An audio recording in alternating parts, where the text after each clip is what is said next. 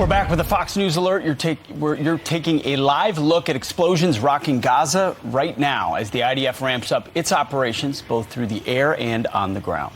And it's a race against time for U.S. citizens stuck in Israel. But GOP Congressman Cory Mills is stepping up. Yesterday, he coordinated his second flight to get more stranded Americans out safely.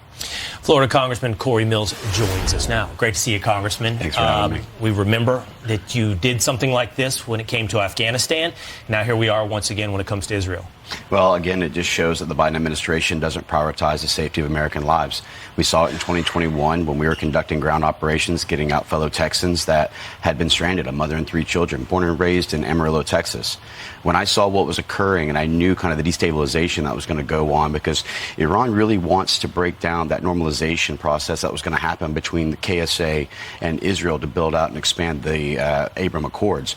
I knew that we were going to see a very similar thing. Whether it's Secretary Blinken, Lloyd Austin, or President Biden, they have no plan, no strategy, no way to actually prioritize the American lives. It's all about their failed foreign policy that's resulted in all this. And so if Joe Biden's unwilling to do his job, then there's other Americans who will step up and do it for him.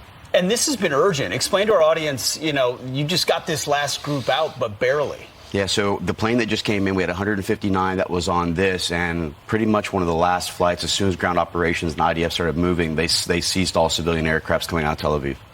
So usually when there's a rescue operation like this, you think you have all these government resources behind you. When you're doing this independently, what can you count on?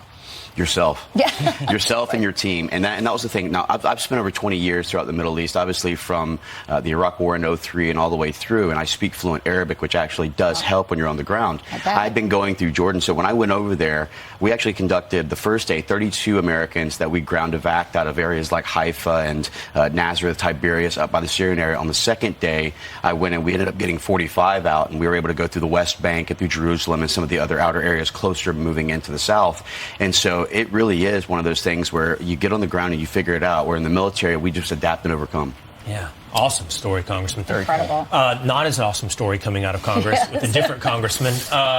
Jamal Bowman. He pled guilty to, I guess, pulling the fire alarm. I'm trying to pick my words correctly because there was he's still not admitting intention in some way. But then this video right here comes out afterwards. You can see he walks up, he takes down the signs, throws them on the ground, walks over, pulls the fire alarm, and then walks back out the same way he came in.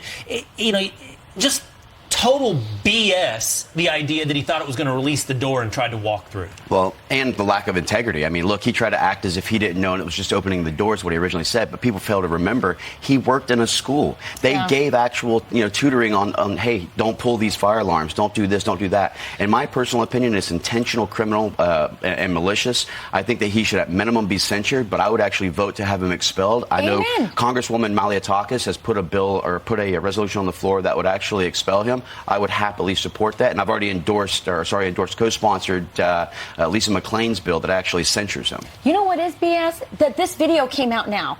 I guarantee you that if that was Marjorie Taylor Greene that did my goodness, this would have been out on that day. Here's the other thing. I'm surprised Donald Trump hasn't been blamed for it. I agree. He also said, this is Bowman, he says, I'm now that he's been charged, he says he's happy for a quick resolution. There were no quick resolutions for the J6ers who were accused of the same thing, which was, interrupting and look at his sweetheart plea. It's basically, okay, well, I'm going to pay a fine, and then after a certain amount of time, it's going to be expunged and or pulled away. Would anyone else who has committed this, which they're now labeling only as a misdemeanor, which I think with criminal intent, it should be at minimum a low-class felony, would anyone else get that same sweetheart deal? And to your point, if it was Marjorie Taylor Greene or a Lauren Boebert or a Matt Gaetz or any of those, would they have gotten this type of sweetheart deal, or would they have thrown them under the bus? I know that the world is blowing up right now. I mean, it's crazy.